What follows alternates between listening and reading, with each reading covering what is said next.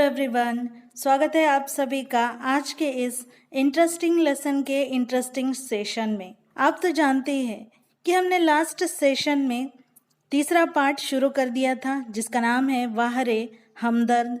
तो चलिए आज हम इस सेशन में उसी अधूरे पार्ट को आगे बढ़ाते हैं।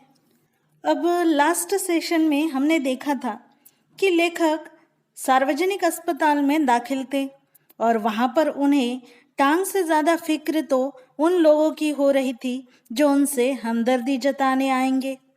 अब वो क्यों, तो चलिए देखते हैं। लेखक बताते हैं कि जब वो सार्वजनिक अस्पताल में दाखिल थे तो सबसे पहले उनसे मिलने के लिए वो लोग आए जिनकी टांग या कुछ और टूटने पर लेखक कभी उनसे मिलने गए थे। अब लेखक कहते हैं कि मानो वो लोग इसी दिन का इंतजार कर रहे थे कि कब लेखक की टांग टूटे और कब वे अपना एहसान चुकाएं। अब लेखक के अनुसार हमदर्दी जताने वाले लोग सिर्फ हमदर्दी ही नहीं जताते हैं तो साथ ही वे ये भी जताते हैं कि देख बेटा, वक्त सब पर आता है। यानी कल वक्त तुम्हारा था हमदर्दी जताने का, तो आज देखो वक्त हमारा है। अब लेखक कहते हैं कि दर्द के मारे एक तो मरीज को वैसे ही नींद नहीं आती है और चलो मुश्किल से थोड़ी बहुत आ भी जाए तो मिलने वाली जगह देते हैं। और मिलने वालों में भी खास करके वे लोग जो सिर्फ औपचारिकता निभाने आते हैं, यानी बस फॉर्मेलिटी पूरी करने आते हैं, इन्हें मरीज से कोई हमदर्दी नहीं होती। ये तो बस सूरत दिखाने आते हैं, भाई देख लो, एक बार तुम हमसे मिलने आए थे और आज हम तुमसे मिलने आए हैं। इसी वजह से एक दिन लेखक ने तय कर लिया कि आज कोई भी आए वे आँख नहीं खोलेंगे, चुपचाप पड़े रहेंगे। तो उसी में ऑफिस के बड़े बाबू आए और उन्होंने लेखक को सोया हुआ जानकर वापस जाने की बजाय वे सोचने लगे कि यदि अगर वो लेखक से बिना मिले ही चले गए तो लेखक को पता कैसे चलेगा कि वो लेखक से मिलने आए थे।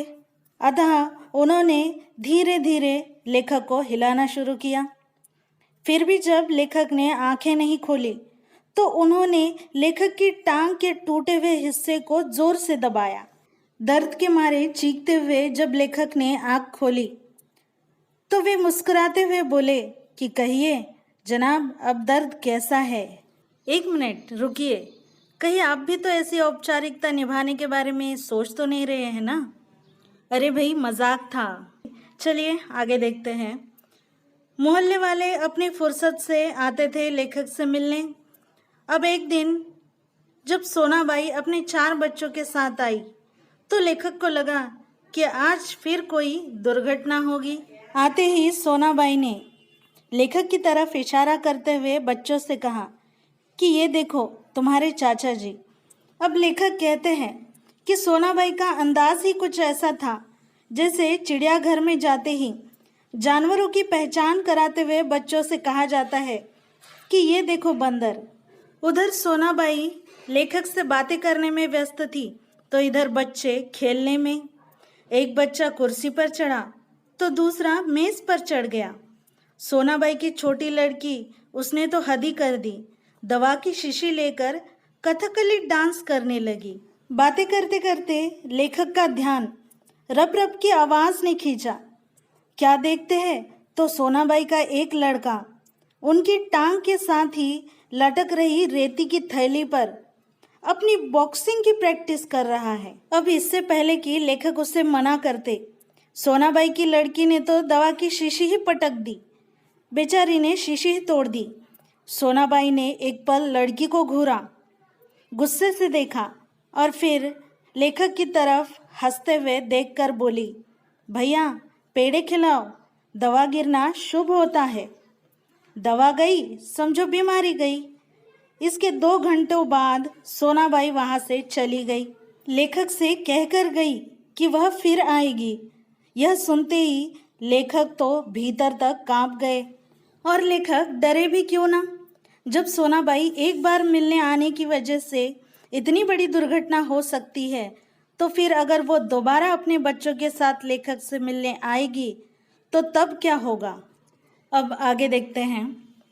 आगे तो लेखक ये कहते हैं कि कुछ लोग तो औपचारिकता निभाने की हद ही कर देते हैं। अब खास करके वे रिश्तेदार जो दूसरे गांव से मिलने के लिए आते हैं। अब लेखक ने ऐसा क्यों कहा, उसका भी एक बड़ा ही मनोरंजन से भरा किस्सा है।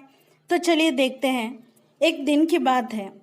एक टैक्सी लेखक के कमरे के सामने आकर रुकी।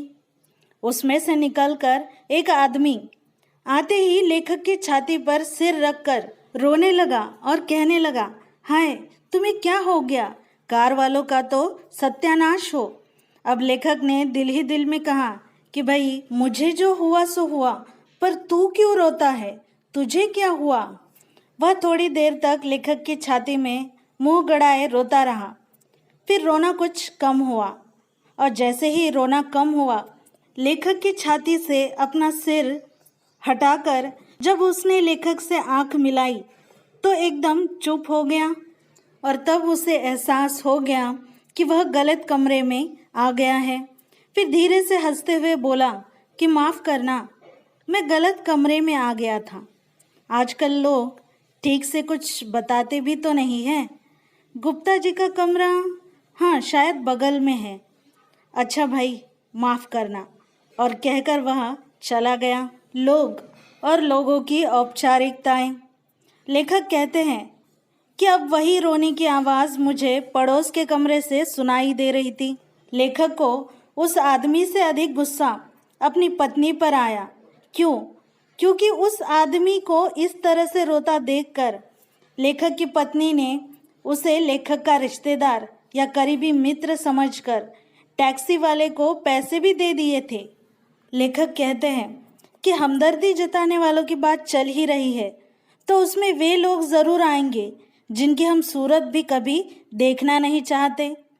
अब लेखक के शहर में एक कवि थे, श्री लपकानंद नाम के। उनकी बेतुकी कविताओं से सारा शहर परेशान था।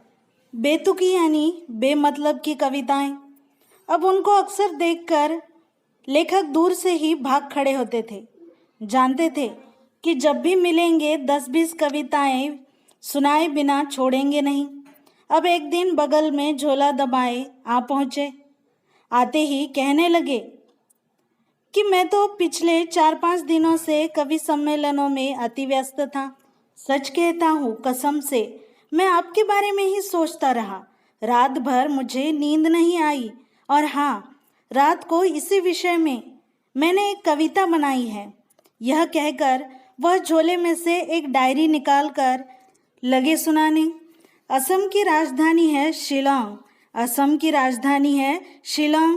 मेरे दोस्त की टूट गई है टांग। मोटर वाले तेरी ही साइड थी रॉन्ग। कविता सुनाकर वे लेखक को ऐसे देख रहे थे जैसे मानो उनकी एक आंख पूछ रही हो कि कहो भाई कविता कैसी रही, और उनकी दूसरी आंख पूछ रही हो कि बोल बेटा अब भी भागेगा मुझसे। अब तो लेखक चाह कर भी श्री लपकानंद से और उनकी कविताओं से भाग नहीं सकते थे, क्योंकि टांग जो टूट गई थी तो बेचारे भागते भी तो कैसे। आखिर में लेखक ने जल्दी से उन्हें चाय पिलाई और फिर कविताएं सुनने का वादा करके बड़ी मुश्किल से उनसे विदा लिया। अब लेखक रोज़ ईश्वर से बस यही प्रार्थना करते हैं कि हे ईश्वर, अगर तुझे मेरी दूसरी टांग भी तोड़नी है तो तू ज़रूर तोड़, मगर बस दया कर उस जगह तोड़ना जहाँ पर मेरा कोई भी परिचित या पहचान वाला ना हो, क्योंकि बड़े बेदर्द होते हैं ये हमदर्दी जताने वाले। तो आप यहाँ पर देख सकते हैं आज का ये इंटरेस्टिंग लेसन और सेशन यहीं पर समाप्त होता है। तो आज के लिए इतना ही। मिलते हैं अगले सेशन में। तब तक के लिए धन्यवाद। Thank you. आभारी आहे।